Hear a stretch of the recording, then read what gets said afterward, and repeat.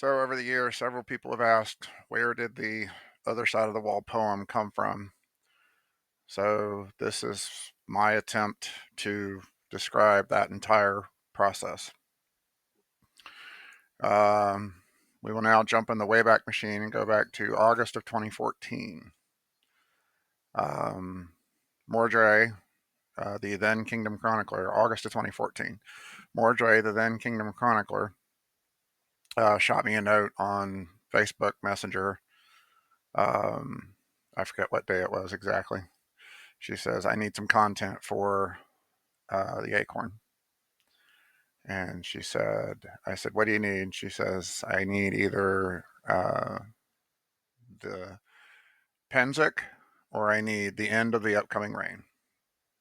And I was in a bad mood and I said, go away. Um, 30 seconds later, my brain spits out end of Pennsic. And I'm like, where? And this will be coming from an autistic person. So there will be profanity. It is PG to PG 13. If you don't want to watch it, this is your warning to turn it off. Um, and I said, well, shit. My brain pops up with end of Pennsic. I have no clue where that came from to this day. No clue. Um, and I'm assuming by now that you've read the poem. And of course, the first few lines. Last week, I was at Pennsic as it tottered to an end. Again, I've tried to explain the process by which I create for years, and I've never come up with a successful explanation for it. So I just, quite frankly, gave up.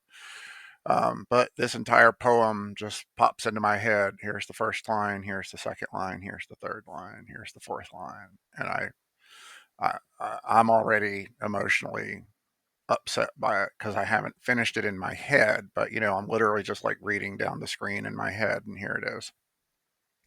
And I start typing.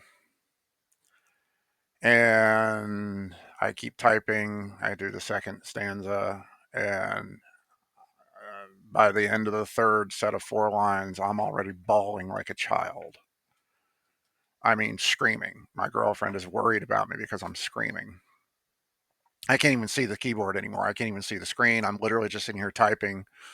Um, you know, I can't. That's how hard I'm crying.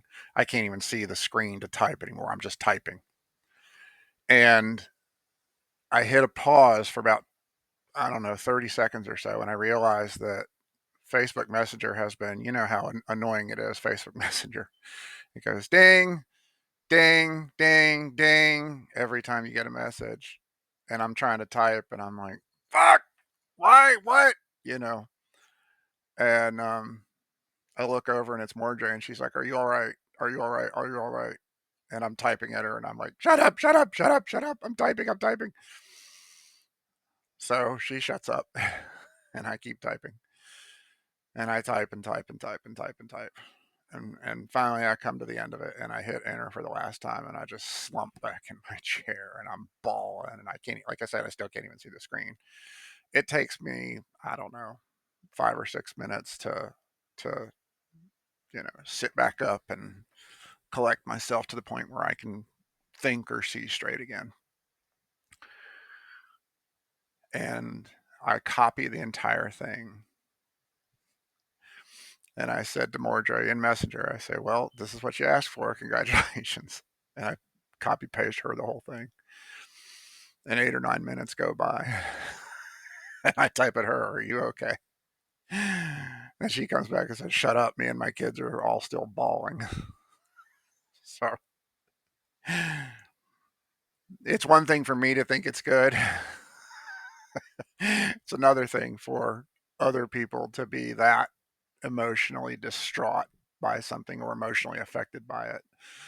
The goal of any writer is to elicit an emotional response from something he's writing. If he's writing for content and not just for clicks.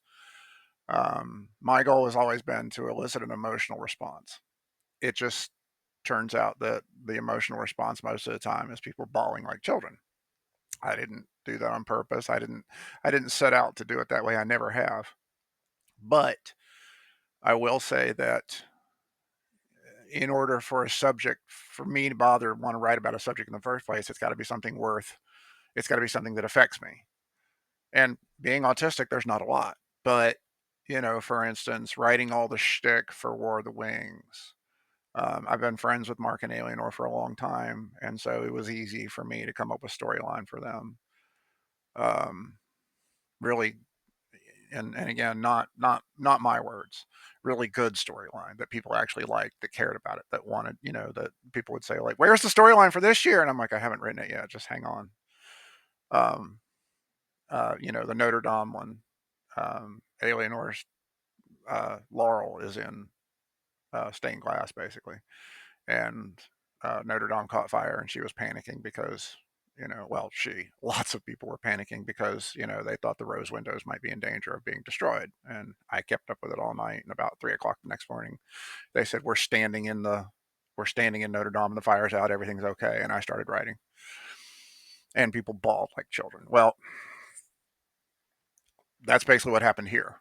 Um, I sent it to Mordre. She said, when she got done crying, and then we had to have a conversation about how do we get this out the best way possible, because I was, again, if I've written something that's made me disintegrate like that and made everybody else who's disintegrated like that, my buddy Rothgar, I sent it to him, and at the end of it, he was, I did the same thing I did with Mordre. I said, "What you think?" And he goes, "Fuck you," and I know exactly what he meant because he was again, you know, bawling like a child. Well, so Mordre asked me to sit on it until she could get it printed and actually into the acorn. And I was like, okay. Um, which that was what it was written for. So, you know, fair's fair. So it came out. Well, even back in 2014, a lot of people just don't bother with the Kingdom newsletter anymore because it's in print and everybody's getting their stuff on Facebook or, usually Facebook, because it's just the faster method of communication. Um, and so it came out, and month or so later, sure enough, nobody had really seen it. And I was at midnight at the Oasis. Sorry. I was at midnight at the Oasis. My friend James of Middle Aston, James, who wears many hats, he was zipping around site, and I was, I hollered at him. And we hadn't seen each other in forever, and we're catching up. And I was like, "Did you see it? Did you see it?" And he goes, "Oh yeah." He said, "I've got my." He said, "I said, gee, I don't have it printed out anywhere. I wanted to show it to Shauna because, because of Kaylin, who was their squire that died, um, for which their son is named, etc." And I said, "But I don't have a copy of it with me." And he goes, "Oh, I have my printed copy of the Acorn right here." And I was like, "Come with me, my friend." Um, and she's walking across the grass, and I was like, "Shot it!" And I catch up with her, and I said, "I have something for you to read." And James pulls his copy out, and she starts reading it, and before she's again before she's even 8 lines into it, just waterworks running down her face, and I'm standing there holding her by the shoulder so she doesn't fall over, and she just starts bawling, just sobbing in the middle, and she finally gets done reading it, and she's like, "This needs to be on the Kingdom website," or and I said, "Well, your Highness, you can give that order." And so then I James very cleverly loaned me his copy, and I started taking it around to a few people. um, Drea comes up to me in the main building there at Optimist, and she's like, "You bastard!" And I'm like, "Yeah, I know." Um, so once it was introduced, I joined a bunch of SCA Facebook pages, probably 30 or 40 or 50. I don't even remember how many anymore. Um, to Because it was just easier to put it out that way. And apparently, the entire known world just bawled. Um, and Mordray had put the pictures with it, so the poems on the one page and the pictures are on the other side of people that were either mentioned or just people that had passed in the SCA. And so she put it in. She put it in to the Black Fox Awards because duh.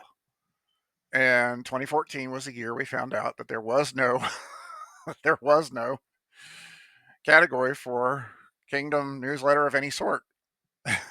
So they created the category in 2015, and it, of course, won um, best contribution to a Kingdom newsletter in 2015.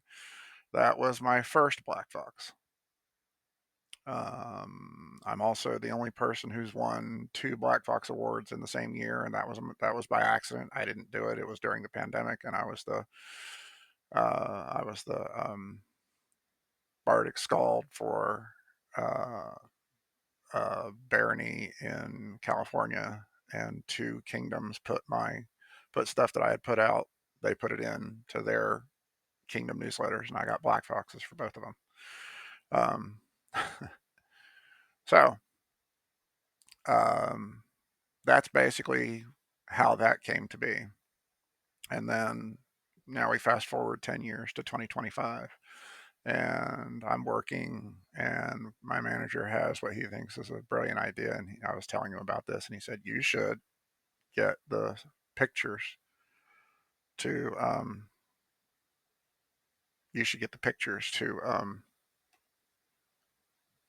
be animated by AI. And I was like, ooh,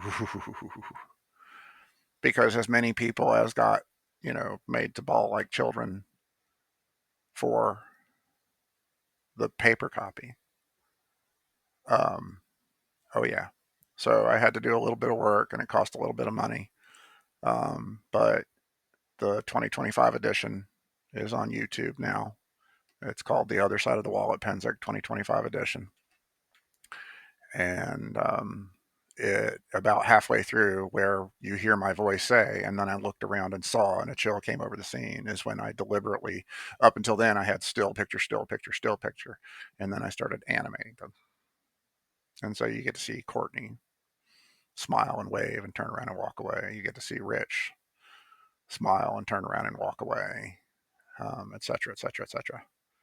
And it's closing on 1,000 views now in basically 2 weeks' time. So yeah, it blew up pretty much as hard as the original one did. Um, but that's where that came from. Um, if anybody has any questions, you're welcome to find me and ask. Jonathan Blackbow. I'm not hard to find. Thanks for listening.